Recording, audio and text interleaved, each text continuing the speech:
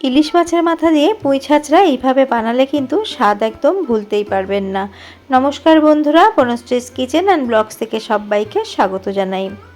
ছাঁচড়া খেতে কম বেশি সকলেই খুব ভালোবাসে, আর যদি হয় এটা ইলিশ মাছের মাথা দিয়ে তাহলে তো কোনো কথাই নেই। তবে চলুন আমি কিভাবে সহজ পদ্ধতিতে এই ছ্যাঁচড়াটা বানাই সেটাই আজকে তোমাদের সাথে শেয়ার করব। যারা এই ছ্যাঁচড়া খেয়েছো তারা তো জানোই এর টেস্ট, আর যারা কোনোদিনও খাওনি আমি বলবো একদিন আমার মতো এইভাবে বানিয়ে খেও, আশা করি তোমাদেরও খুব ভালো লাগবে। চলো তাহলে কথা না বাড়িয়ে রেসিপিটি শুরু করা যাক।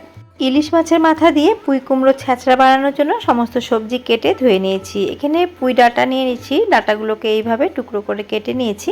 আর যে ডাঁটাগুলো শক্ত নিচের দিকের অংশটাকে আমি দুফালা করে নিয়েছি, আর ওপরের নরম ডাঁটাগুলোকে আমি এইভাবে ছোট ছোট টুকরো করে নিয়েছি।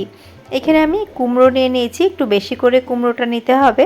আর নিয়েছি একটা বড় বেগুনের হাফ বেগুনগুলোকেও একটু বড় টুকরো করে কেটে নিয়েছি। একটা মিডিয়াম সাইজের আলুকেও আমি এইভাবে ডুমো করে কেটে নিয়েছি। ভালো করে সমস্ত সবজি ধুয়ে নিয়েছি। একটা বড় সাইজের কাঁকরোলকে ডুমো করে কেটে নিয়েছি, আর পাতাগুলোকে রাফলি চপ করে নিয়েছি। এখানে এই সবজিগুলো নিয়েছি, তোমরা তোমাদের পছন্দ মতো পটল, ঝিঙে এগুলোও কিন্তু নিতে পারো। আর এখানে আমি নিয়ে নিয়েছি ইলিশ মাছের মাথা, গোটা মাথাটাই আমি ব্যবহার করব। নুন এবং হলুদ মেখে রেখে দিয়েছি। এবার রান্নাটা শুরু করব। তার জন্য গ্যাসের মধ্যে কড়া বসিয়ে আমি সর্ষের তেল দিয়ে দিলাম। আর ছ্যাঁচড়া কিন্তু সর্ষের তেলেই খুব ভালো হবে। আর যে পরিমাণ তেল দিলাম এর মধ্যেই আমার রান্নাটা হয়ে যাবে। এবার আমি নুন হলুদ মেখে রাখা আমি মাথাগুলোকে একটু লাল লাল করে ভেজে নেব। ইলিশ মাছের অনেক রেসিপি আমরা কাঁচাই রান্না করে থাকি বা একদম হালকা করে ভেজে নিই। তবে ছ্যাঁচড়া রান্নার ক্ষেত্রে মাথাটাকে কিন্তু একটু ভালো করে ভেজে নিতে হবে। মাথাটা কাঁচা থাকলে কিন্তু ছ্যাঁচড়ার টেস্টটা একদম ভালো হবে না। দেখো আমি একটু লাল লাল করে ভেজে নিলাম। বেঁচে যাওয়া তেলের মধ্যে সামান্য পরিমাণ হলুদ গুঁড়ো দিয়ে দিলাম। এবার ধুয়ে রাখা বেগুনগুলো ভেজে নেব। তেলের মধ্যে সামান্য পরিমাণ হলুদ দিয়ে সবজি দিলে কিন্তু তেলটা একদম চারিদিকে ছিটকে যায় না। আর এবার সামান্য পরিমাণ আমি লবণ দিয়ে দিলাম, দিয়ে বেগুনগুলোকে একটুখানি লাল লাল করে ভেজে নেব। তোমরা চাইলে বেগুনগুলো সবজির সাথে একসাথেও রান্না করতে পারো, তবে এইভাবে বেগুনটাকে একটু ভেজে তুলে পরে বেগুনটা দিলে কিন্তু বেগুনটা গোটা গোটা থাকবে আর খেতেও ভালো লাগবে। বেঁচে যাওয়া তেলের মধ্যে রান্নাটা হয়ে যাবে। এখন ফোড়ন হিসেবে দুটো শুকনো লঙ্কাকে ফাটিয়ে দিলাম, আর একটা তেজপাতাকে দুভাগ করে দিলাম। কয়েক সেকেন্ড লঙ্কাটাকে একটুখানি ভেজে নেব। লঙ্কার কালারটা হালকা চেঞ্জ হয়েছে। এখন এর মধ্যে দিয়ে দেব 1 চা চামচ ভরে 5 ফোড়ন। গ্যাসের ফ্লেমটাকে লো করে ফোড়নটাকে হালকা করে ভেজে নিয়েছি। মিষ্টি গন্ধ বেরোতে শুরু করেছে ফোড়ন থেকে। এখন সবার প্রথমে আমি দিয়ে দিচ্ছি কেটে ধুয়ে রাখা আলু। আলু যেহেতু সেদ্ধ হতে একটু বেশি সময় লাগে, তার জন্য সবার প্রথমে আলুটা দিয়ে হাই ফ্লেমে আলুটাকে 2 মিনিট মতো ভেজে নিয়েছিলাম। তারপরে দিয়ে দিলাম মিষ্টি কুমড়ো। কুমড়োটাকেও আমি 2 থেকে 3 মিনিট মতো মিডিয়াম টু হাই ফ্লেমে আলুর সাথে একটুখানি ভেজে নেব। একটুখানি পরিমাণ মতো নুন দিয়ে দিলাম। এবার আমি কুমড়োটাকেও একটুখানি ভেজে নেব। কুমড়োর যে একটা কাঁচা গন্ধ আছে ভাজার ফলে কিন্তু সেটা চলে যাবে। আর ছ্যাঁচড়াটা খেতেও কিন্তু বন্ধুরা খুব ভালো লাগবে। দেখো মিডিয়াম টু হাই ফ্লেমে আলু আর কুমড়োটাকে একটুখানি 3-4 মিনিট মতো ভেজে নিয়েছি। আলু কুমড়ো কিছুটা মজে এসেছে ভাজতে ভাজতে। এবার এর মধ্যে বাকি আমি সবজিগুলো দিয়ে দিলাম কাঁকরোল আর পুঁই ডাঁটা। ডাঁটাও সেদ্ধ হতে সময় লাগে, তার জন্য আগে ডাঁটাগুলো দিয়ে দিলাম, আর অল্প একটু পরিমাণে আবারও আমি নুন দিয়ে দিলাম। স্টেপ বাই স্টেপ নুনটা দিলাম, তাহলে কিন্তু সবজির মধ্যে নুনটা ভালো করে যাবে। আর এখন আমি 1 চামচ মতো এর মধ্যে দিয়ে দিলাম হলুদ গুঁড়ো। সমস্ত কিছু ভালো করে মিশিয়ে নিয়ে আমি ডাঁটাটাকেও 3 থেকে 4 মিনিট মতো মিডিয়াম টু হাই ফ্লেমে ভেজে নেব। এইভাবে স্টেপ বাই স্টেপ যদি তোমরা এই ছ্যাঁচড়াটা বানাও বন্ধুরা, তাহলে কিন্তু খেতে খুবই ভালো হবে। দেখো ভালো করে মিশিয়ে নিলাম।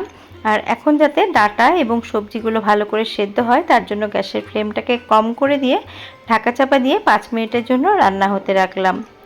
ফিরে এলাম মিনিট 5 পর। মাঝে আমি ঢাকা তুলে আরেকবার নেড়ে দিয়েছিলাম। এখন দেখো সমস্ত সবজি কিন্তু অনেকটা মজে এসেছে, আর ভালো করে ভাজা ভাজাও হয়েছে। আবারও একটুখানি নাড়াচাড়া করে নিলাম। দেখো 50%-এর মতো ডাঁটা কিন্তু সেদ্ধ হয়ে গেছে। এখন কেটে ধুয়ে রাখা শাকগুলো দিয়ে দিলাম। পুঁই শাকগুলো একটু পরে দিলেই কিন্তু বন্ধুরা খেতে বেশি ভালো লাগবে। শাকগুলো দিয়ে সামান্য একটু নুন উপর দিয়ে স্প্রিঙ্কেল করে দিলাম, যাতে শাক থেকে জল বেরোয় আর শাকটা ভালো করে সেদ্ধ হয়। তার সাথে দিয়ে দিচ্ছি ঝালের জন্য 4টা চেরা কাঁচা লঙ্কা। আমি এর মধ্যে শুকনো লঙ্কার ব্যবহার করব না, লঙ্কার গুঁড়ো না দিয়ে শুধুমাত্র কাঁচা লঙ্কাই দিলাম, তার জন্য 4টা কাঁচা লঙ্কা চিড়ে দিয়েছি। ঝালটা তোমরা তোমাদের স্বাদ অনুসারে দিয়ে নেবে। একটু হলুদ গুঁড়ো কম মনে হলো, তার জন্য আরও হাফ চা চামচ আমি এর মধ্যে হলুদ গুঁড়ো দিয়ে এখন ঢাকা চাপা দিয়ে একদম লো ফ্লেমে 5 মিনিটের জন্য রান্না হতে দিলাম। ফিরে এলাম মিনিট 5 পর, আর দেখো 5 মিনিট পর দেখো শাকগুলো কিন্তু একদম মজে গেছে। এখন ওপর নিচ করে সবজির সাথে শাকগুলোকে ভালো করে মিশিয়ে দেব। আর দেখো শাক এবং সবজির সাথে যে জলটা বেরিয়েছে এর মধ্যেই কিন্তু সবজিটা ভালো করে সেদ্ধ হয়ে যাবে। আর দেখো অনেকটাই কিন্তু জল বেরিয়েছে। ভালো করে এটাকে সমস্তটা মিশিয়ে নেব। আর শাক কিন্তু আরও সেদ্ধ হবে, তার জন্য আবারও আমি ঢাকা চাপা দিয়ে এটাকে রান্না করে নেব। তার আগে এর মধ্যে আমি দিয়ে দিচ্ছি হাফ চা চামচ জিরে গুঁড়ো। এই সামান্য মশলা দিয়ে এই ছ্যাঁচড়াটা এতটা ভালো লাগে বন্ধুরা, যে তোমরা একদিন বানালে কিন্তু বারবার বানিয়ে খাবে। আমি আজকে ইলিশ মাছের মাথা দিয়ে ছ্যাঁচড়াটা বানাচ্ছি। তোমরা চাইলে রুই মাছের মাথা, কাতলা মাছের মাথা, যে কোনো মাথা দিয়ে কিন্তু বানাতে পারো, বা তোমরা নিরামিষও কিন্তু বানাতে পারো। এবার ঢাকা চাপা দিয়ে আবারও 5 মিনিটের জন্য রান্না হতে রেখেছিলাম। মাঝে আমি ঢাকা তুলে আরেকবার নেড়েও দিয়েছিলাম। আর দেখো এই পর্যায়ে সমস্ত সবজি কিন্তু মজে একদম হাফ পোর্শন হয়ে গেছে। আর দেখো খুব ভালো করে কিন্তু সমস্ত কিছু সেদ্ধ হয়ে গেছে। এর মধ্যে কিছুটা এখনও জল জলে ভাব রয়েছে। আমি একটা ডাঁটা তোমাদের কেটে দেখাচ্ছি। দেখো ডাঁটা কিন্তু সুন্দর করে সেদ্ধ হয়ে গেছে। সমস্ত সবজি সেদ্ধ হয়ে গেছে। এখন এর মধ্যে ভেজে রাখা মাথাগুলো দিয়ে দেব। তার আগে এর মধ্যে আমি দিয়ে দিচ্ছি হাফ কাপের মতো জল। এই জলটা এই জন্যই দিচ্ছি যে মাথাটা যাতে ভালো করে সেদ্ধ হয়। জল দিয়ে গ্যাসের ফ্লেমটাকে হাই করে দিয়েছি। দেখো জলটা ফুটতে শুরু করেছে। এখন ব্যালেন্সের জন্য এখানে 1 চা চামচ আমি চিনি দিয়ে দিলাম। পুঁই শাকের যে কোনো রেসিপিতে একটু মিষ্টি দিলে কিন্তু বন্ধুরা খেতে খুবই ভালো লাগে। তোমাদের অপছন্দ হলে তোমরা অল্প পরিমাণ চিনি কিন্তু দিও, না দিলে কিন্তু এর টেস্টটা ঠিক পাবে না। আর দেখো জলটা ফুটতে শুরু করেছে। এবার মাঝখানটা একটু ফাঁকা করে মাথাগুলো আমি দিয়ে দিলাম। মাথাগুলোকে একটুখানি এই জলটার মধ্যে একটুখানি ডিপ করে দেব। ডিপ করে দিয়ে সবজি দিয়ে মাথাটাকে ঢেকে দেব। আমার চ্যানেলে পুঁই শাকের আরও চচ্চড়ি আছে বন্ধুরা, তোমরা চাইলে সেগুলো দেখে নিতে পারো। যদি কোনো নতুন বন্ধু প্রথমবার আমার চ্যানেলটিকে ভিজিট করে থাকো, আমার চ্যানেলের ভিডিও তোমাদের ভালো লেগে থাকলে আমার চ্যানেলটিকে সাবস্ক্রাইব করার অনুরোধ রইল। পাশে থাকা বেল আইকনটির অল প্রেস করে দিলে আমার নিত্য নতুন ভিডিওর আপডেট তোমরা পেয়ে যাবে। আর যারা আমার পুরনো বন্ধু সবসময় আমার পাশে আছো, আমাকে সাপোর্ট করছো, তোমাদের জন্য অনেক অনেক ভালোবাসা। দেখো আমি মাথাটাকে ঢেকে দিয়েছি সবজি দিয়ে, আর ভাজা বেগুনগুলোও দিয়ে দিলাম। আর যে পাত্রের মধ্যে আমি মাছের মাথাটা রেখেছিলাম সেটা ধুয়ে সামান্য একটু জল দিয়ে আমি ঢাকা চাপা দিয়ে 5 মিনিট মতো রেখে দিয়েছিলাম। 5 মিনিট পর ঢাকা খুলে এখন আমি চেক করে নেব। দেখো মাথা কিন্তু সুন্দর করে সেদ্ধ হয়ে গেছে। এখন মাথাটাকে মধ্যে দিয়ে আমি ভেঙে দেব। মাছের এক সাইডে খুব একদম সরু সরু কাটা থাকে, সেই সাইডটা কিন্তু আমি ভাঙলাম না, অন্য সাইডটা দেখো এইভাবে মাথাটাকে ভেঙে দিচ্ছি। এইভাবে ভেঙে দিলে কিন্তু একদম চচ্চড়িটা একদম বেশি কাটা কাটা হয়ে যাবে না, আর খেতেও ভালো লাগবে। তোমরা চাইলে মাছের মাথাটাকে গোটাও রাখতে পারো, নয়তো আমার মতো এইভাবে ভেঙে দেবে, তাহলে কিন্তু ছ্যাঁচড়াটা একদমই কাটা কাটা হবে না। অনেকেই আছে এই কাটার ভয়ে কিন্তু একদমই ছ্যাঁচড়া খেতে চায় না, তাদের যদি এইভাবে বানিয়ে দাও তাহলে কিন্তু তারা চেটে ফুটে ছ্যাঁচড়াটা খেয়ে নেবে। দেখো আমার কিন্তু রান্নাটা হয়ে গেছে, আর ইলিশ মাছের গন্ধও কিন্তু পুরো সবজির মধ্যে ছড়িয়ে গেছে। আরও 2 থেকে 3 মিনিট মতো একদম লো ফ্লেমে এটাকে আমি রান্না করে নিলাম।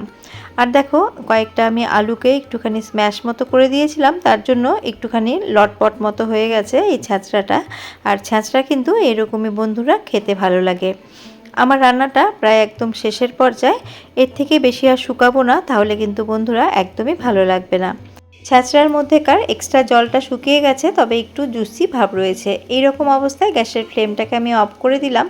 অফ করে দিয়ে তোমাদের আমি সার্ভ করে দেখাচ্ছি। একদম নামমাত্র মশলা ব্যবহার করে এই ছ্যাঁচড়া তোমাদের কেমন লাগলো আমাকে কমেন্ট করে জানিও। তোমাদের একটি কমেন্ট কিন্তু আমাদের ভিডিও বানানোর উৎসাহ অনেকটাই বাড়িয়ে দেয়। আর এইরকম ছ্যাঁচড়া থাকলে গরম ভাতের সাথে বন্ধুরা আর কোনো কিছুরই কিন্তু প্রয়োজন নেই। যারা এটা খাও তারা তো জানোই, আর যারা কোনোদিনও খাওনি, এখন বাজারে একদম টাটকা টাটকা পুঁই শাক পাওয়া যাচ্ছে, তোমরা অবশ্যই একদিন বানিয়ে খেও। আর আমাকে কমেন্ট করে জানাতে ভুলো না তোমাদের কেমন লাগলো। আবারও আমি হাজির হয়ে যাব অন্য কোনো রেসিপি নিয়ে বা ব্লগ ভিডিও নিয়ে। আজ এই পর্যন্তই, নমস্কার।